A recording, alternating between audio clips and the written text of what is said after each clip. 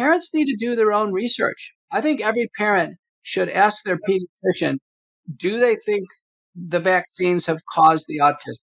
The conversation has to come up. And if the doctor says, oh, there's just no way, the parents need to know, listen, the Institute of Medicine has been called in on this. And the Institute of Medicine says, listen, we're not sure. The Institute of Medicine has not ruled this out at all. So I think the doctors and the parents need to have these kind of courageous discussions and do your own research. Hello and welcome to Autism Parenting Secrets. It's Len. Buckle up because my guest today is going to be telling the truth. I am honored to welcome Dr. Peter McCullough to the show. He's a cardiologist, internist, epidemiologist, and chief science officer at the Wellness Company. I'll let him share his credentials, but in my opinion, he's one of the smartest people on the planet. He's a true authority, and he's written scores of papers, testified to Congress multiple times. He's really, really passionate about the topics that he's dove into. And while some people may say he's controversial, I will say that he is incredibly accurate, because when you look back at all the things he's talked about, he has been spot on. So I just know he's going to have really useful insights for parents like you. His latest book was co-written with John Leake. It's called The Courage to Face COVID-19, and courage is the theme of the discussion for today. So the secret this week is take a courageous stand for your child. Welcome, Dr. McCullough. Wow, thanks so much for that introduction, Len, and thanks to each and every one of you listening to the program tonight. I'm Dr. Peter McCullough, and as introduced, I'm a practicing internist and cardiologist, a research epidemiologist in Dallas, Texas. I'm in the office today, just finishing up, and I see patients every day. I'm one of the few doctors you'll see in the media who actually does see patients every day. Now, I'm not a psychiatrist or a neurologist or a pediatrician, so I'm not an expert in autism, but I do have patients with autism spectrum disorder and attention deficit disorder in my clinical practice as adults, and I do see some children. So I'm certainly, familiar with some of the issues. And believe it or not, I have friends, colleagues, other doctors with autistic children. So because autism has become so common now, it's touching all of our lives. It's some major programs. I did this at one of the Clay Clark events. I asked a show of hands, Len. I said, how many of you in the audience are touched by autism or autism spectrum disorder? About a quarter of the people raised their hand. It's not shocking to me. It's incredible, but those numbers just keep going up. And I appreciate, that autism isn't necessarily your specialty, but clearly, given your role and your decades of experience, again, I think you have extremely useful perspectives. And I know we met at the Autism Health Summit where you gave a presentation. I think it may have been the first one you did, specifically kind of geared toward autism. And really, what I'd love for us to cover in the time we have is really what can parents watch out for going forward? Because the environment's changing significantly. I feel like the deck is stacked against parents, where there's all kinds of people and organizations that are looking to take power away from you. And so this podcast is all about helping parents step into that stronger version of themselves. So I'll hand it off to you in terms of, if you just think about one of those parents who maybe just has a child who was just recently diagnosed and they're wanting to do the best they can and make good decisions. What would you think is important for them to know? Okay, terrific. And I did have a chance to meet a lot of parents there. And I have to tell you, for me, it was a very difficult meeting emotionally. I came home and told my wife, I said, this was tough. My heart was broken hearing the stories from parents. It really was. And meeting some of the kids, my heart was absolutely broken. And the reason being is I think the medical community actually may be contributing to the autism pandemic. And, in Europe, they have a term called the essence disorders, and it includes attention deficit disorder, autism spectrum disorder, Asperger's, autism, and some motor disorders as well. And they almost all of them start in childhood, ages 2 to 4 years old, almost everyone. And the risk factors that are known and accepted for this are older parents and then siblings with one of these essence disorders. And so it's not very satisfying. There's a lot of older parents, and so it's hard to see this coming down the pike. But one of the important papers from Europe was published a few years ago, and it made the observation that if a child has a febrile seizure, if they get a fever and they have a seizure during childhood, and that is a response, typically fever over 104, this is the risk zone for that, and they have a seizure, that there's about a 40% chance they'll develop one of these essence disorders, primarily autism. So the febrile seizure is really to be avoided. Now, what's one of the leading causes of febrile seizures is actually receiving multiple vaccines at one time. So when I was a kid, there were vaccines, and my mom took me in and I had them. Sadly, some of the vaccines failed, so I got more vaccines, but they were spaced out. I don't think I ever got more than one at one time during that development. Later on in life, some were combined. But now a child at a single setting, can get over a dozen shots in these combination shots. And the theory here is just too much immune stimulation. It's too much for some of the babies. It overwhelms the system. They get a fever, and then they have a febrile seizure. And then what the parents report is they're never the same. They're never the same. And, there's another corollary there. There's emerging sources of data. It's another risk of this febrile seizure and this kind of reactogenic phase of vaccination is sudden infant death syndrome. So, death within a week. And it's raising the issue of, is hypervaccination a problem here? And there's about 200 papers suggesting that autism has an origin in what's called neuroimmunology. The immune system is somehow influencing the brain and causing these characteristic changes early in life. About 800 papers addressing the issue of, could childhood vaccines actually cause autism? And, no one knows for sure. But one thing's for certain, that if a child is completely unvaccinated, there's about 5 studies now showing that they have very low rates of not only autism or these essence disorders, but also asthma, allergic dermatitis, allergies to various foods, other problems. I mean, they just have a healthier lifestyle. And since, the world has changed, we don't have polio endemic in the water supply, or we don't have, epidemics of diphtheria, pertussis, measles, what have you.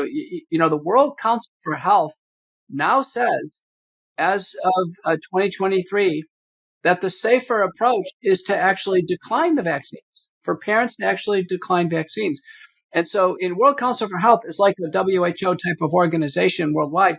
So my first advice with a parent struggling with a child with a newly diagnosed autism is no more vaccines. None. Because it's too risky if indeed the vaccines are playing a role. We can treat all these illnesses anyway. So no more vaccines for the autistic kids. I was just going to say, and the entire schedule, right? As you said, there's a lot of vaccines for diseases that aren't relevant anymore. Like no vaccine ever comes off the schedule. So it's we're only adding to it. So I think what you were talking about is like this multiplicity, right? The sheer number of them, it very well might be a contributor. Right. So just to be clear, so for instance, the oral polio vaccine, which I took, and maybe you took, it did come off the schedule, but it was replaced with the injection polio vaccine. Turns out I had both because the first one didn't work. The smallpox vaccine, which I had, came off the schedule permanently. But you're right. It's been added. And to make matters worse, in the last 10 years, now pregnant women for the first time are taking vaccines during pregnancy. It's never done before. It's not needed because pregnant women don't have trouble with, pneumococcal disease or diphtheria or any of these others. So it's just completely unnecessary. My first advice is for more children, definitely the mother should decline vaccines. For the child, decline vaccines because they could be playing a role in the development of autism. And that's step one. And then step two is, you're right, this theme of courage. The parents need to do their own research. I think every parent should ask their pediatrician, do they think the vaccines have caused the autism? The conversation has to come up. And if the doctor says, oh, there's just no way, the parents need to know, listen, the Institute of Medicine has been called in on this. And the Institute of Medicine says, listen, we're not sure. The Institute of Medicine has not ruled this out at all. So I think the doctors and the parents need to have these kind of courageous discussions and do your own research. Try to, sort out what's going to make a difference in terms of counseling, other types of interventions, special schools. How do you deal with these? Don't forget, autism is a neuropsychiatric syndrome. Neuro, meaning there's hyperacusis. How do you deal with the increased hearing? The different, not only their special needs, but there's unique talents. Many autistic children are very high on the IQ spectrum, for instance. A lot of people don't know this. I had an autistic young man who's now a college senior in my office this week, and my assistant, Kate, is so much fun. He goes, Dr. McCullough, he's the smartest guy I ever met.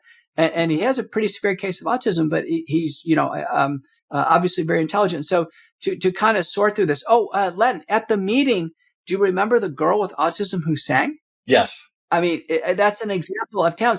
So part of this, advice I guess we're going to give parents together is to be courageous in seeking out what the special talents of the child are and not just focusing on the deficits. Remember, courage is not the antithesis of fear. It's not the absence of fear. It's the ability to overcome fear. Now, why would parents be fearful? Because their child is not on a normal development schedule. And a lot of this is fear of the unknown. It's a fear of what could happen with respect to children being ostracized or potentially preyed upon in school. And so, all I can tell you is that when a parent is at that moment of discovery and they have an autistic child, it's going to make that parent a better parent. It's going to up your game as a parent. And every parent's always told me that. So it is transformational. No, truly. And I love everything that you said. The first step that you talked about, though, in terms of looking at immunizations and making better choices there, again, that requires courage. And so it all comes down to, why doesn't a parent like myself, let's say early on, have courage or enough that was what my child really needed me, my son Ryan needed me to have. And I know it's basically either the parent can be in the dark and just not knowing what's going on and what might be happening.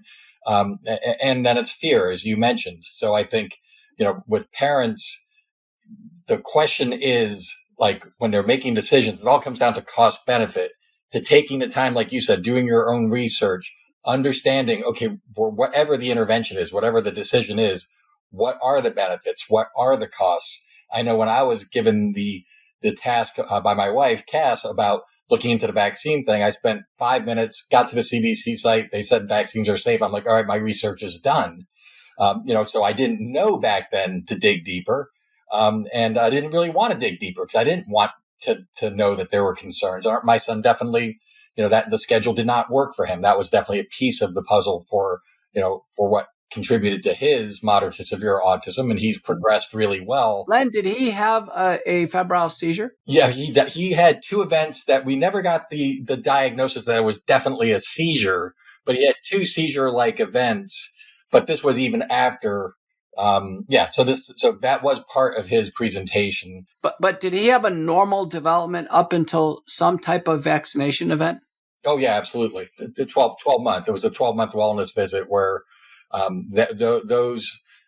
MMR particularly, it seemed like that was like that pushed him over the edge. Okay, so it was clear. I mean, the parent vignettes. It was clear he got a medical exemption from vaccines at the time, which would be very hard to get now. Yeah, but I think the parent vignettes I found them to be most powerful, and they're in the medical literature, where the parents they know their child better than anyone.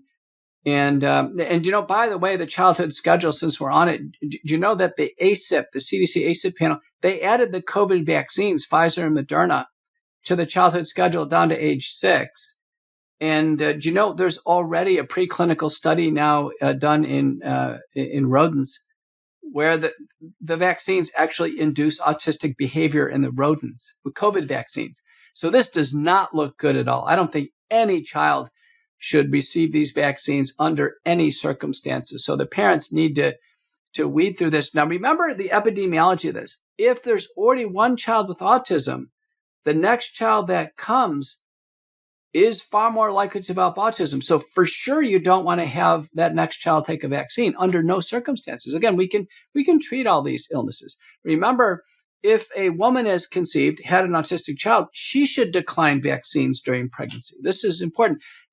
We don't know if vaccines cause autism for sure, but boy, it looks like a strong risk factor. And if it's something you can do to mitigate the risks, for sure, do it. That's right. And a key thing also is that the science is not in where conclusively there's no link. I mean, there's a lot of studies that are being done. There's a lot of science out there, but the conclusive studies have not been done to, let's say, as you mentioned before, to compare vaccinated versus people who are unvaccinated, the more of a natural approach. So again, the jury's out. So the precautionary principle applies, where if you're a parent, to just dig deeper into this, learn more. And again, I think what you're talking about, Dr. McCullough, isn't like your opinion on what you think about. Like you know what's in the literature, you know what's known and what's not, and that's why I really want parents to understand that this requires a second look. Yeah, I could just tell you what I would do. I mean, I'm coming to the age I'll probably be a grandparent, but I would advise a young couple today to just follow the World Council for Health and just defer on the vaccines. Things are getting a little too crazy with vaccines. Why take the risk and end up with an autistic child? That would be my advice. I'm standing behind the World Council for Health. And by the way, in the United States, there's a physician organization to support. It's the Association of American Physicians and Surgeons. Do you know in 2020, they came out with a referendum, actually a society statement, that no vaccine should be mandated anywhere. So for schools, and the reason being is the National Vaccine Injury Compensation Act in 1986, written right into legislation, says that vaccines have, unavoidable harms. Yeah, they're unavoidably unsafe. Yeah, unavoidably unsafe. So no one should ever be coerced into taking them. And as I mentioned, my mom, back in the 60s, nobody knew, so I was taken in for these shots, and then the polio shot was said to fail, so I took more shots, and then I went off to medical school, and they said, well, I got to take more MMRs. And it just kept going and going. I traveled to India, so I got to take more shots. So I got to a point where, in my body, I've taken 69 shots. And so, in 2019, I was the named endowed visiting lecturer to Harvard. If you would go on my Wikipedia page, it was like, oh, Dr. McCullough is this cardiologist who's, leading the field, and on and on and on. If you go to my Wikipedia page now, it says I'm an anti-vaxxer. And it's like, well, wait a minute. I took all these vaccines. I can't be an anti-vaxxer. Actually, during COVID, I was a co-principal investigator, actually, of a big vaccine program that we proposed to the NIH, the Modulon vaccine. So I'm not an anti-vaxxer, everybody. I've taken all the vaccines. I can't be an anti-vaxxer. But I am vaccine risk aware. And for parents, I want the parents to be able to have some tools so you can handle these phrases, because you'll be at teacher conferences and you'll interact with other parents or Bible study or church. So what we're talking about today is propaganda being waged, and the parents get caught up in this. So let's cover the propaganda terms: misinformation, disinformation, malinformation, anti-vaxxer, anti-science, and conspiracy theorist. Okay, so these are 5 propaganda terms. Now listen, the only people who use these terms, I don't use them, but the people who use these terms are actually waging propaganda. They are trying to exert their view on top of yours. They were extensively used in Nazi Germany. I mean, they're straight out of the Nazi playbook. You don't want to use these terms. So misinformation, disinformation, and malinformation, they don't exist. We're talking about autism. It's a clinical diagnosis. There's simply emerging information, and there's multiple points of view. We're doing our own research. We're interpreting it. No one holds the information, and somebody else doesn't hold the information. So don't use these words. Don't start slinging mud. Oh, you said misinformation. You did, back and forth. I saw Dr. McCary from Hopkins do this in congressional testimony, and I just testified in Congress too. And I just said, I wouldn't do that. I said, misinformation, disinformation, malinformation doesn't exist. We simply have scientific information. Let's discuss it, because we have different points of view. Okay, that's handled there. The next one is anti-vaxxer. So that's like saying that you're an anti-fruit eater or something. It's like, no, we're not anti-vaxxers. We're just vaccine risk aware. We've been studying this, and there are clear risks. So you just kind of turn it around a little bit. The next one is anti-science. Now that one, that one locates to a vaccine developer in Houston, Dr. Peter Hotez. He's kind of a junior colleague to me, and Dr. Hotez, he has a lecture series said the deadly rise of anti-science. The deadly rise of anti-science. Well, he doesn't hold science and somebody else hold anti-science. Science is a scientific process, and we participate in it. But there is no such thing as anti-science. And what you want to do is you don't want to use these terms, and you want to elevate above. Now, sadly, he has a child with autism, and he published a book, and the title of the book is "The MMR Vaccine Did Not Cause Rachel's Autism." Well, I can tell you right off the bat that's a form of psychological transference. He actually does think the vaccines caused autism. He's writing a book to try to have him cope with this reality that he's a vaccine developer and his daughter developed a vaccine injury. That's what's going on there. So anti-vaxxer, just say, listen, I'm vaccine risk aware. I'm all for vaccines, but you know what? I'm vaccine risk aware. Now, the last one is conspiracy theorists. This one's pretty fun. You can provide the link in the show notes, Len. And people say, well, you're a conspiracy theorist. And say, no, I'm just interpreting the events and things that are happening. And like everybody else, I have theories. And my theories are rational theories, and we can talk about them. We're talking about the theory that hypervaccination may be a determinant of autism. That's a theory, but it's a rational theory, supported by emerging scientific sources of information. So go to www.rationaltheory.com, and it's a great little 1 minute or 2 minute clip, www.rationaltheory.com. And the reason why I'm pointing you there, because I'm in the little movie. They decided to pick on me. But, so that'll get us to a reasonable discussion, because we have to have a reasonable discussion about this. Parents, like you say, are afraid. What's going on is gaslighting. Gaslighting is it's just in your head. It's not really the case. Be wary of anybody who's dismissive. No, vaccines could not cause autism. Well, wait a minute. How do we know? I mean, we've never given 12 shots together. We've never given a COVID vaccine at 6 years old. We have no long-term information. Do you know babies born today, they're getting the hepatitis B vaccine, they're getting a vitamin K shot, and now they're getting Beyfortus, a depot monoclonal antibody injection against RSV. That's never been done before in history. How do we know if that's safe? So what I'm saying is no one can tell you it's safe because it's never been done before.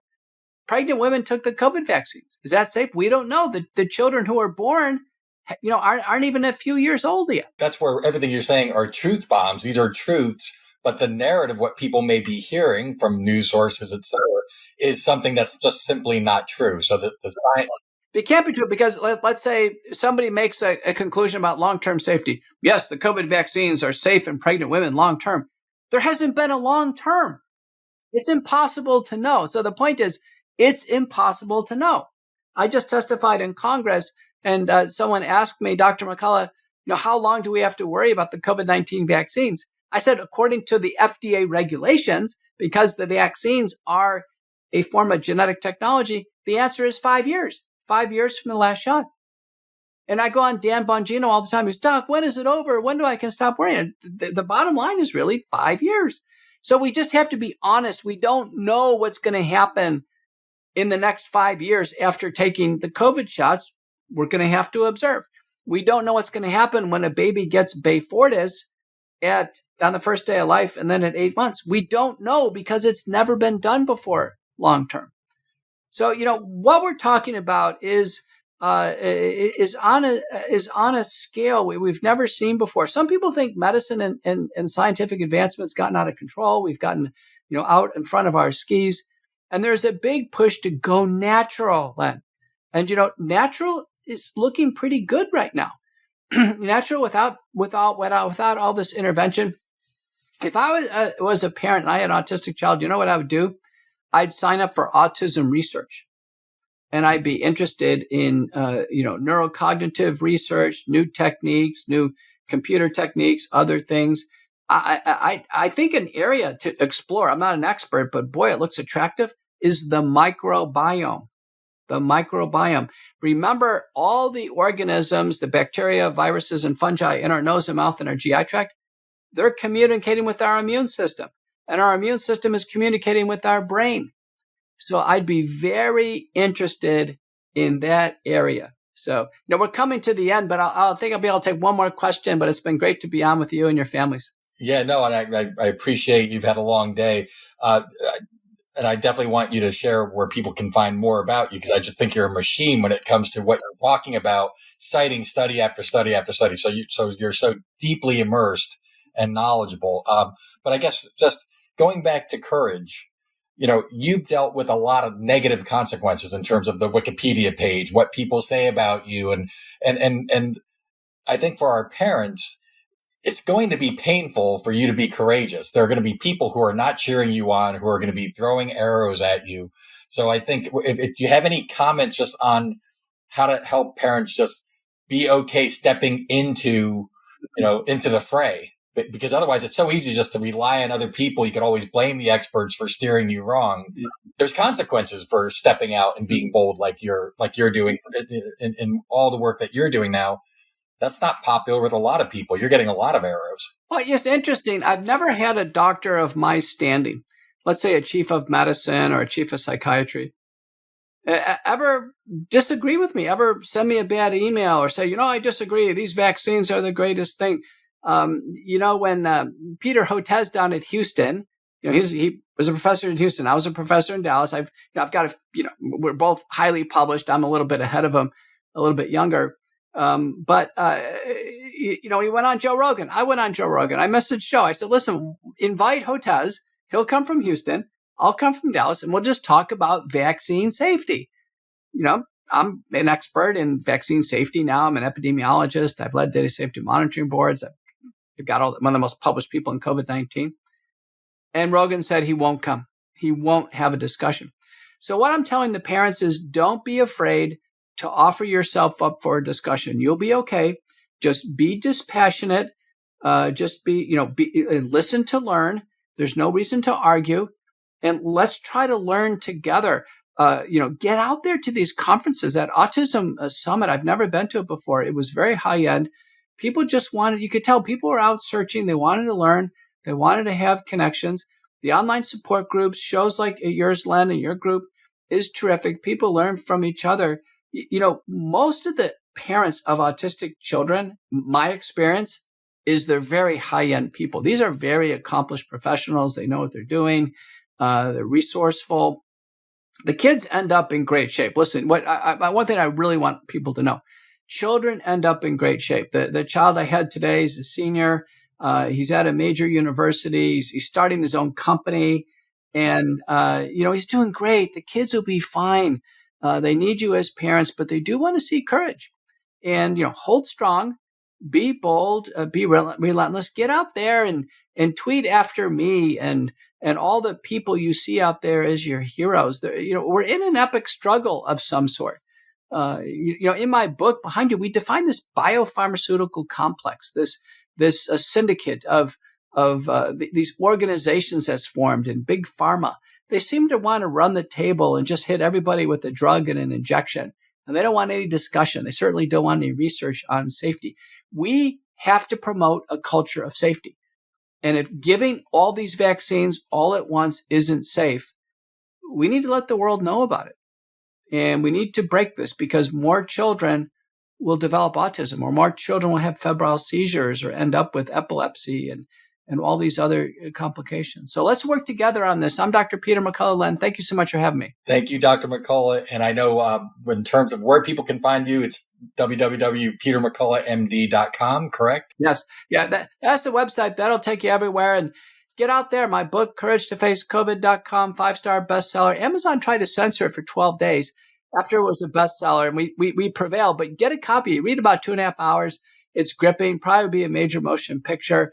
My podcast, America Out Loud Talk Radio, McCullough Report, every 2 p.m. Saturday and Sunday, and then it's on the Apple iHeart Podcast Network. We've featured autism, and we'll continue to do so. I want to bring on the experts and learn a lot more. We cover a whole range of topics. My Substack, Courageous Discourse Substack, I've reviewed some of the vaccines, and we'll just go through it. Make sure you get out there and retweet me up, you guys, because I'm nearly 1 million followers on Twitter. Twitter's running every program to knock off my followers, and I think if I break through 1 million, I think they can't stop me. Well, keep shining your light. I will support you. Everyone listening, check out Dr. McCullough. And again, thank you so much for spending time with me today. Thank you. Thank you.